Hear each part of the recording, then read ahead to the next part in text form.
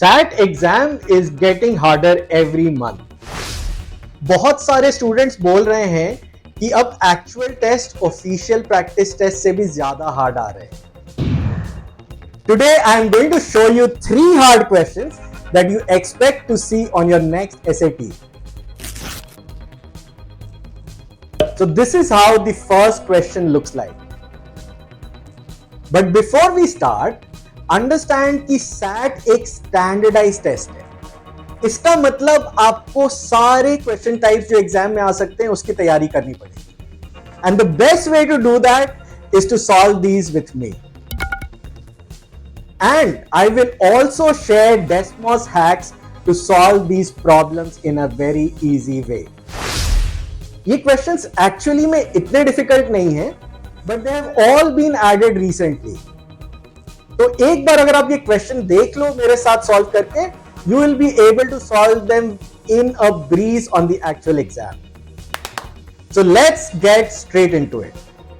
The first question is, if the equation 25 absolute value of x minus 4 is equal to k, which seems like a constant, has only one solution, what is the value of k by 25? तो अगर absolute value का कोई भी question आता है तो सबसे fundamentally समझना है कि एब्सोल्यूट वैल्यू ये जो ऑपरेशन है इसका क्या काम है। तो think of it this way, absolute value of 3 क्या होता है? 3, और absolute value of -3 is also 3, right? So absolute value का यही मीनिंग है कि उसके अंदर जो भी वैल्यू है उसका मैग्नीट्यूड या जो एक्चुअल वैल्यू है वो बाहर निकालनी है, साइन नहीं निकालना। तो अब इस इक्वेशन को सिंप्लीफाई करते हैं। सबसे पहले इस एब्सोल्यूट वैल्यू टर्म को एक साइड पे आइसोलेट करेंगे। तो x minus 4 is equal to k by 25। ठीक है, अब जैसे मैंने आपको बोला एब्सोल्यूट वैल्यू के अंदर जो है वो नेगेटिव हो पॉजिटिव हो बाहर यही आएगा। तो एब्सोल्यूट वैल्यू के सारे क्वेश्चंस को we will split into 2 different equations. So how will we do that? This either needs to be negative or it needs to be positive. ठीक है, तो पहले एक बार इसको नेगेटिव लेके देखते हैं। तो x minus 4 can be minus k by 25 और x minus 4 can be plus k by 25, right? That is what it means. तो हमेशा जब भी एब्सोल्यूट वैल्यू का क्वेश्चन है, you always split it into 2 linear equations. So how can these two equations be equal? The only way they can be equal is left hand side तो दोनों में same है, तो ये दोनों को भी एक दूसरे से इक्वल होना पड़ेगा, which will give us an equation in k. So k by 25 will have to be equal to minus k by 25. Now इसका solution क्या हो सकता है? Basically आप इसमें दोनों साइड को 25 से मल्टीप्लाई करो, you will get k is equal to minus k. तो ऐसा कौन सा नंबर है जिसके लिए k is equal to minus k? ऐसे एक ही नंबर ऑब्वियसली है 0, राइट? अगर ऐसे भी सॉल्व करना है ये भी कर सकते हो, माइनस के को दोनों साइड ऐड करोगे या इस साइड ले आओ तो you will get 2k is equal to 0। So k is equal to 0 and that is the answer we are looking for, k is equal to 0 only. ठीक है, तो अगर कोई भी अननोन आता है आपको, every time try to find कि आप उसमें एक रिलेशनशिप या एक लीनियर इक्वेशन बना सको and then you can solve it. Next इसको हम डेस्मॉस पे भी देखते हैं कि how will we be able to solve this question on Desmos. So usually हम एब्सोल्यूट वैल्यू को डेस्मॉस पे नहीं प्लॉट करते हैं, but let's try doing that. So as you can see I have this equation plotted on Desmos. You will have to think carefully कि ये Desmos पे लिखना कैसे। अगर आप इनिशियली इक्वेशन देखो तो ये यहां पर इक्वेशन में y नहीं है, बट इक्वेशन क्या ट्रांसफॉर्म हो जाएगा? It will become x minus 4 minus के इज इक्वल टू 0। ठीक है, अब इसका मतलब है माइनस के इज इक्वल टू 0। नाउ ये इक्वेशन आप डाल सकते हो, बट ये किसी एक पर्टिकुलर वैल्यू पे ट्रू होने वाला है। जब भी हमें डेस्मॉस में किसी भी इक्वेशन का सोल्यूशन चाहिए, चाहे वो लीनियर हो नॉन लीनियर हो, तो आप उसको y इज इक्वल टू जो भी एक्सप्रेशन है वो लिख सकते हो। और सोल्यूशन मिलेगा कहां पे? जहां पे वो एक्स एक्सिस को कट कर रहा है। लॉजिक उसके पीछे ये है कि बेसिकली आप सिस्टम ऑफ 2 लीनियर इक्वेशंस बना रहे हो, एक y is equal to this और एक y इज इक्वल टू 0, और दोनों का सोल्यूशन ढूंढ रहे हो, और y is equal to 0 is basically x axis, तो जहां पर भी मेन इक्वेशन एक्स एक्सिस को कट करेगा is where you will find the solution on the coordinate plane. Okay, so let's try doing this. तो मैंने यहाँ पे इक्वेशन लिख दिया y is equal to 25 times absolute value of x minus 4 minus 25a. a मैंने इसलिए use किया है क्योंकि यहाँ एक्चुअली k था, बट इस वैल्यू को मैं a मान रहा हूं, तो k विल बी 25a. ठीक है, अब जैसे मैंने a डाला you will get a slider, right. So इस स्लाइडर पे आप ऑलरेडी अगर ग्राफ देख रहे हो तो मेरे को दो सॉल्यूशन दिख रहे हैं, राइट. तो a इज इक्वल टू 1 तो नहीं है. अगर मैं बढ़ाता जा रहा हूं तो भी मेरे को दो सॉल्यूशन है. जब मैं कम कर रहा हूं तो मेरे सॉल्यूशन गायब हो गए. अब ये एक्स एक्सिस पे नहीं कट रहा है, तो एट सम पॉइंट मुझे एग्जैक्टली वन सॉल्यूशन मिलने वाला है. एंड लेट्स सी, या at x a is equal to 0 मुझे एग्जैक्टली ए की सॉल्यूशन मिल रहा है, which is this, because it's cutting the x axis at exactly one point. और ए आप कम करोगे तो फिर सॉल्यूशन गायब हो जाएंगे. ठीक है, so that tells me A is suppose to be 0 and A क्या था, A was k by 25 and thus the answer is 0. अगर ये वीडियो यूजफुल लग रहा है तो hit the like button now. Next question is from trigonometry. What is the value of this expression?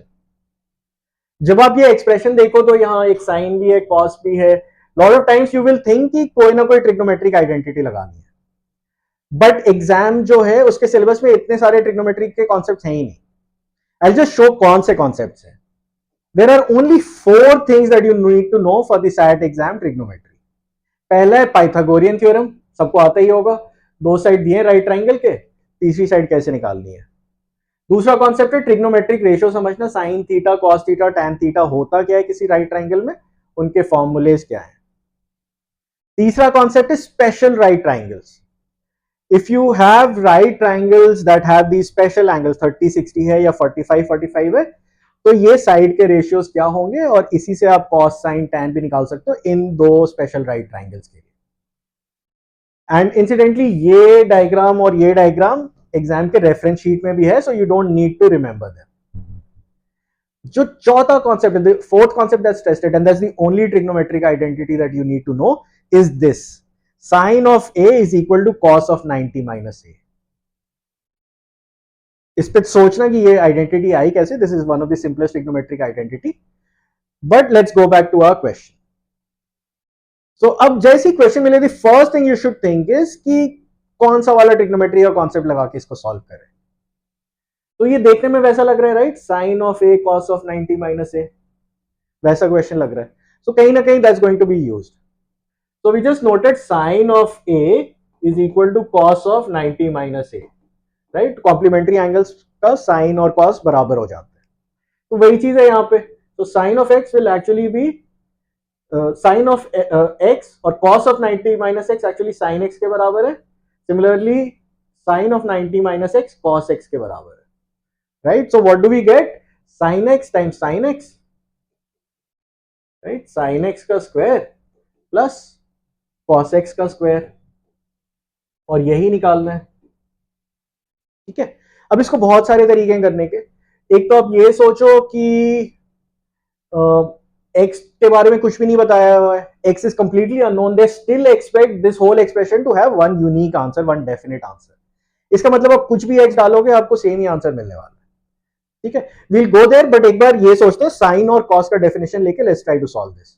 तो sine क्या होता है, sine is opposite side by hypotenuse. So opposite side by hypotenuse, इसका square. cos is adjacent side by hypotenuse, right. If you combine these two, hypotenuse square मेरे denominator में आ गया, I get opposite square plus adjacent square. और अगर आपको Pythagorean theorem याद है तो opposite square plus adjacent square is the same as hypotenuse square. So this becomes hypotenuse square by hypotenuse square and it becomes 1. So that is the answer you are looking for.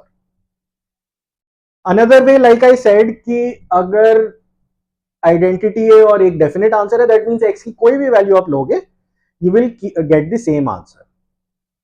तो if that strikes you and ये वाला method strike नहीं करता है, तो what you can do is go to Desmos. Let's try that. तो Desmos में इसको कैसे सॉल्व करेंगे, यहां पर आप जाकर के वो एक्सप्रेशन लिख लो the expression that we saw here, just write that expression. ठीक है, बट जब भी जस्ट रिमेंबर दिस, जब भी आप डिग्रीज या एंगल्स पे काम कर रहे हो, just click on this settings और चूज कर लेना आप डिग्रीज में काम कर रहे हो या रेडियंस में. तो फॉर एग्जांपल अभी हम डिग्रीज में काम कर रहे हैं, तो will choose degrees and I have just written the formula. अब कोई भी एक्स ले सकते हो, एक्स मैंने 30 लिया हुआ है, तो sin 30 cos 60 plus cos 30 times sin 60. अगर आप इसको देखोगे तो इसकी वैल्यू 1 आ रही है, right. And you can keep changing, दूसरे वैल्यूज ले लो, जो भी यूज करना है, इसकी वैल्यू हमेशा 1 ही आएगी. So that's a good hack on how you can solve some of these questions. तो देखा कैसे मल्टीपल तरीकों से आप सेम क्वेश्चन को सॉल्व कर सकते हो.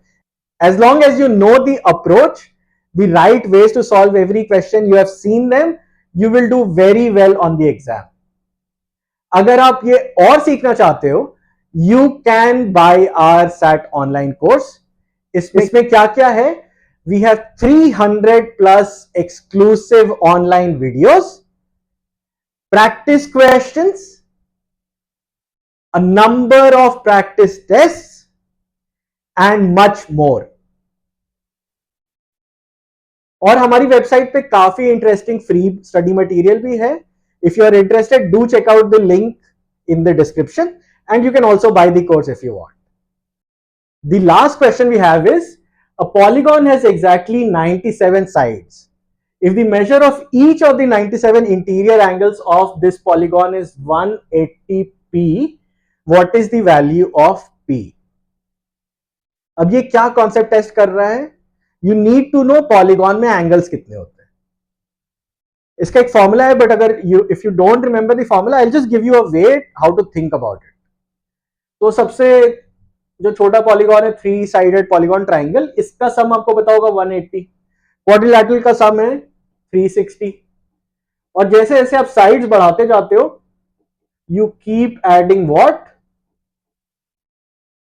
180 degree for every side.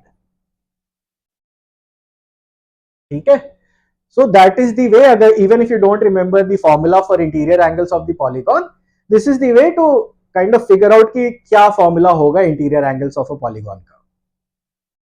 So then the formula of angles of a polygon would be, sum of angles of a n-sided polygon is n minus 2 times 180, right? अगर आप इसको ट्राइंगल में डालो तो n is 3 minus 2 times 180, quadrilateral में 4 minus 2 times 180, 360 degrees.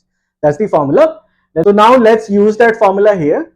तो total sum of angles of this polygon क्या होगा? 97 साइड्स है, तो 97 माइनस 2 टाइम्स 180, यानी 95 टाइम्स 180.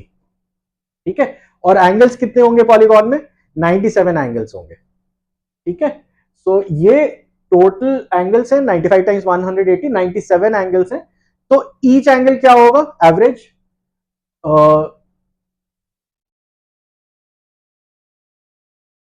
ठीक है. So each angle will be this divided by 97, और इसको किसके बराबर करना है? 180p के. So let's do that. 180 cancel हो जाएगा. So we are left with p is equal to 95 by 97, and that's the answer to this question. So these were 3 hardest questions जो आपको अगले सेट में दिख सकते हैं. अगर आपने वीडियो को अभी तक देखा है तो लाइक करना मत भूलना और इस चैनल को भी सब्सक्राइब करो. See you in the next video.